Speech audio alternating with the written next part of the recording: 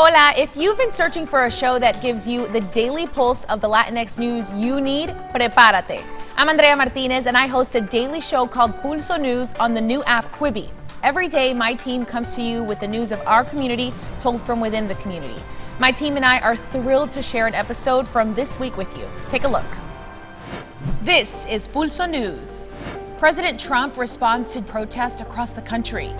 A beloved Latinx Chicago chef is hospitalized with COVID-19.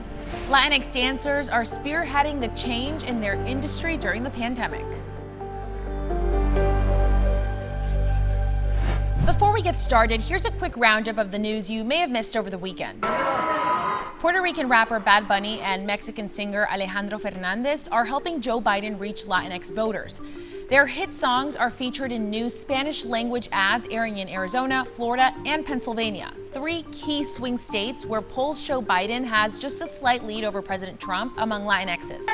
Black Panther actor Chadwick Boseman died last Friday at the age of 43 following a private 4-year battle with colon cancer. He was known for playing Black American icons like Jackie Robinson and James Brown before landing the title role in the Marvel franchise, a landmark moment in the fight for representation in Hollywood.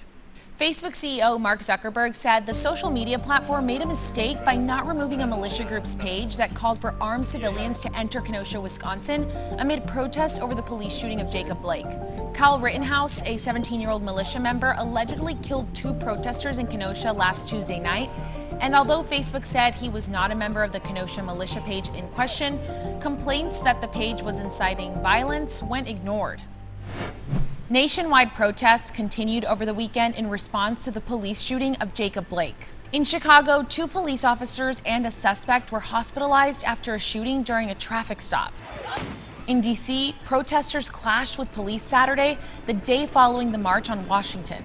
And in Portland, 1 person was shot dead following clashes between members of a pro-Trump caravan and counter-protesters who met them on their route. It's unclear if the shooting was directly related to the demonstrations. President Trump fired off dozens of tweets Sunday morning in response to the protests, saying the backlash could not be unexpected, calling Mayor Ted Wheeler an incompetent fool and urging to bring in the National Guard. Mayor Wheeler had published a letter to the president last week saying, on behalf of the city of Portland, stay away, please. Still, Black Lives Matter protesters stood around Mayor Ted Wheeler's apartment complex, demanding he defund the police, reinvest money into Black, Indigenous, and Brown communities, and that he resign.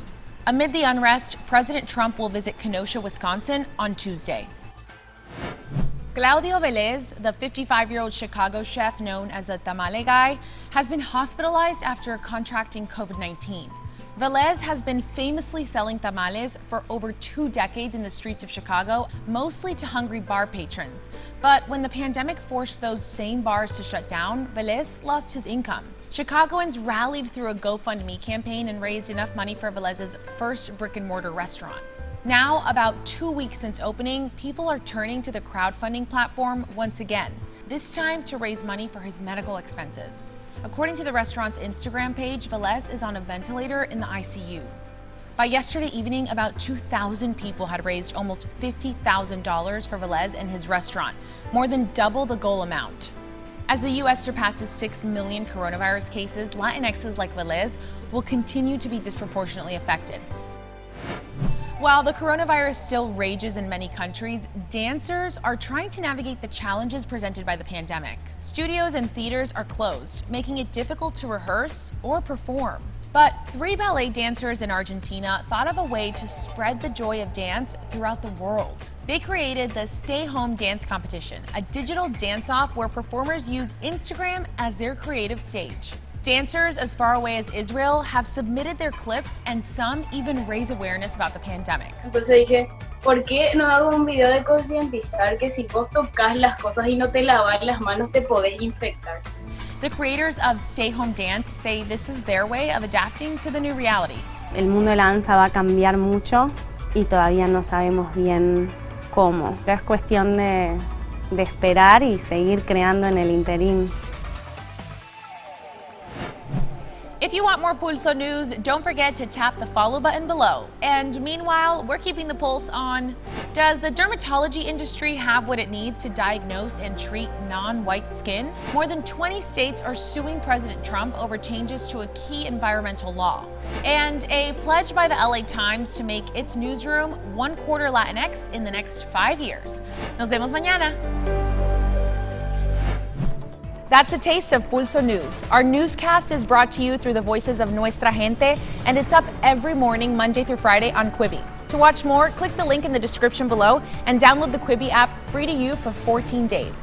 If you're outside the US and can't find us just yet, keep an eye on the app porque Quibi is always expanding. Hasta mañana.